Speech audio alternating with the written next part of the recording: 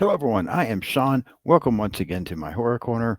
And I've got a quick, kind of a bonus episode, you might say, today. Didn't plan on doing this, but I just got home from the theater and got to watch 28 Years Later.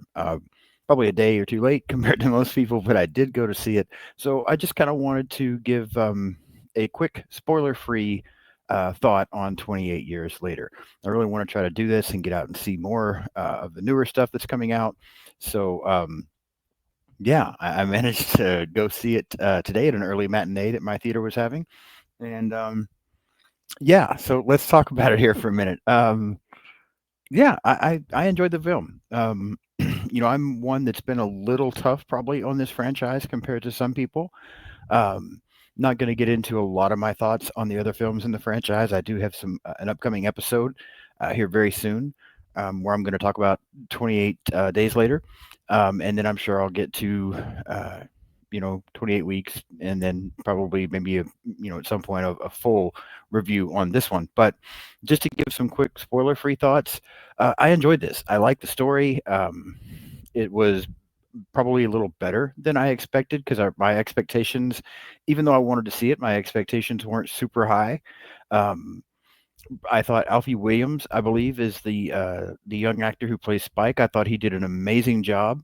Um, Trying to figure out what I can say that doesn't give anything away.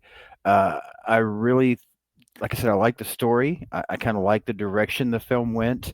I thought it looked really good. The cinematography was great. Score was good. Um, I like the fact, without giving away too much, that we kind of get a different level of the infected for this, because I had seen a trailer, but I really tried to stay away from things as much as possible because again, I wasn't expecting a lot, but I didn't want to get super hyped about the trailer and then go in and be let down. So I just kind of tried to stay away from a lot of things about this film. There were some things I expected that didn't happen, but there were things that did happen that I didn't expect. So overall, I came out of the theater. I enjoyed this. I thought it was fun. Um, yeah, again, great performances, good cinematography, good score, good story. I was very pleased with this movie. Again, much more so than I thought. I like the direction that it's going. I have heard that now the next film in this franchise is going to be like 28 years later, The Boneyard or something, I think to that effect. Um, I'm looking forward to it, which might be dangerous, but now more than probably I would have been before. So, yeah, I highly recommend seeing this one if you haven't seen it. Obviously, if you're a fan of 28 Days Later and 28 Weeks Later, you definitely need to go see this one if you haven't already. Um, if you've been like me and kind of in the middle on this franchise, I recommend going to see it. I think that you will enjoy it. I think it's a good addition to this. Um, if you're if you haven't seen the other two movies in the franchise, I still think you can go see this one, and be okay. Yeah, it might be better to see the other ones first, but I think that while this does, it's obviously part of this franchise, and there are some things that have evolved since the other movies. I still think you can see it without seeing the other ones. And maybe you'll like it well enough to cause you to want to go back and watch the other ones. But yeah, I definitely recommend going to the theater to seeing this one if you haven't already. I really enjoyed it.